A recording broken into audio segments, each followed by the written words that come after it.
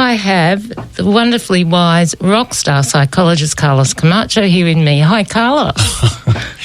Great intro. You like that? Yeah, good. You're getting better. Well, they're all waiting for you outside. So it's all an illusion, like the song says, isn't it? It's all, yeah, why not? Well, thank you very much for having me. I love being here. Love having you. You came in for a quick chat last week just about what we're going to be talking about for the next 2 weeks, today and next week. That's right. The soul. Yeah, it's just a fascinating subject. That's why I thought we'd make a little promo last week to introduce it, because it's one of those things that everyone's interested in. I know, and we talk about it more these days, don't we?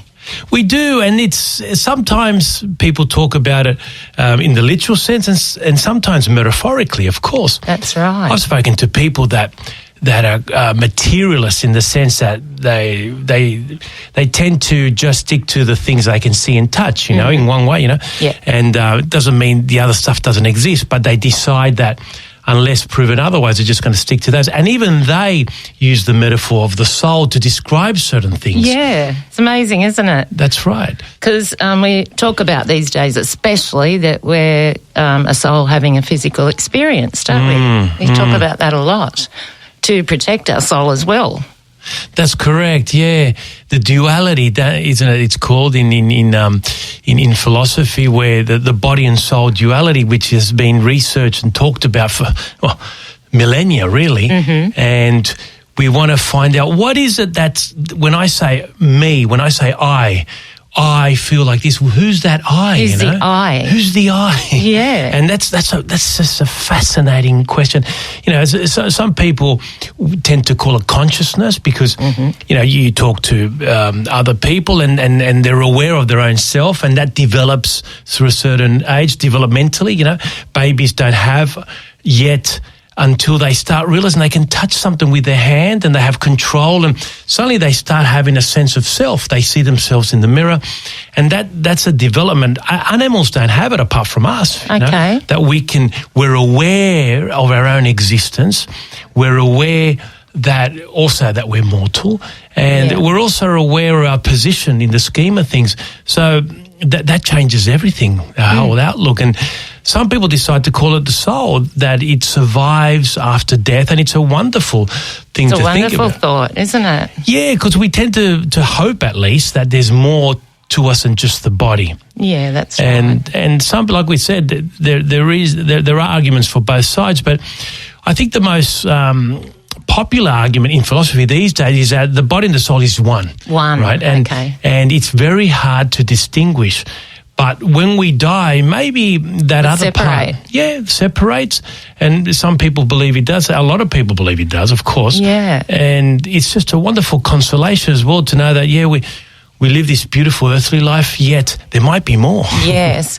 And people, when they're sort of about to die, you hear experiences of people, relatives seeing that the person that is about to pass over is actually smiling at something that they can see. And isn't that a beautiful concept, that someone else's soul may be coming in to help them to make the next step forward? Yeah, it is a beautiful vision, isn't it? And we've heard stories. I haven't experienced it myself, but people have experienced that. And the thing is that some psychologists or people that are skeptical might say, well, maybe that delusion, was just that could be a delusion. So it's very hard to prove one way or the other. We won't know until we experience it. That's right. It's a bit like the UFOs thing. I know. Because also maybe if we knew, we wouldn't maybe not want to be here, so we're not supposed to know. That's right. I think there's a balance. I think a good position to hold is that, this is a wonderful opportunity to live, to exist, because, to exist is almost... And enjoy it. Miraculous, almost, really when you think about it. And the body, it's just perfection, the way it operates. It's unreal, so make the best of this. So if there's another one, fantastic, but going back to what you were saying about that, so obviously there's something there, because when the person dies, the body is still. So what is it that makes that body animated? And they say the body's lighter. They say he loses 21 grams. Yeah. And it's interesting. It is interesting. And biologically speaking, there's been theories for that. But look, I love keeping the fantasy alive. Yeah, so do I. And there must be something that, talking about animation, because the soul animates the body, and that's where the word comes from, because the original word for soul is from the ancient Greek anima. And anima. So and that's where the word animation comes from. Okay. And that's why we call the soul animate, because what is it that a dead person has opposed to a live person, is that they have something that animates them, and that's what the ancient Greeks believed was the soul, the anima, and that went through time. Now to these days we talk about animation, of course. Yeah, and, that's right. Things that come alive on your screen that have just spread, and so you can see where the connection is, and that's why it's always going to be... So they knew something. They knew a few odd things. They did. And they weren't distracted by mobile phones and tablets. Technology and all that. Yeah, they thought more, didn't they? They had a bit more. Some of them, more. some of the lucky ones that had time to think, had a lot of people didn't during those times because they were busy working and ploughing and God knows what, you know. So, but they did realize that whatever it was that made us think, that made us move, they made us aware, had to be something brilliant, and they called it, the soul. Yeah, beautiful.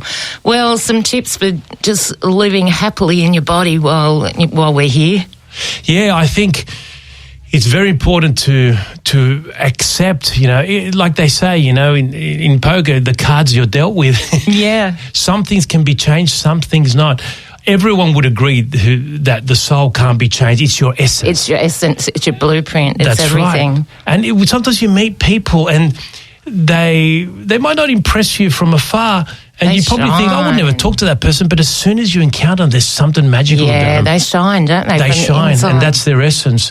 And that can't be really changed, but we can change the way we think. We can build our self-esteem by accepting what we have, body and soul, and trying to progress and be a better person every single day. That's right. Be kind and lovely to everybody if you can. That's right. Stick to the practical things that work. If you're kind and generous, you're going to get a lot back. Good on you, Carlos. Thanks for coming in, and we'll chat about it again next week. We will. Okay, you chose a great song by Australian Jenny Morris. She's great. She's technically New Zealander, I think, but I think she was born there, lived a long life. Came over here. What a musician. She's so good, isn't she? She's amazing.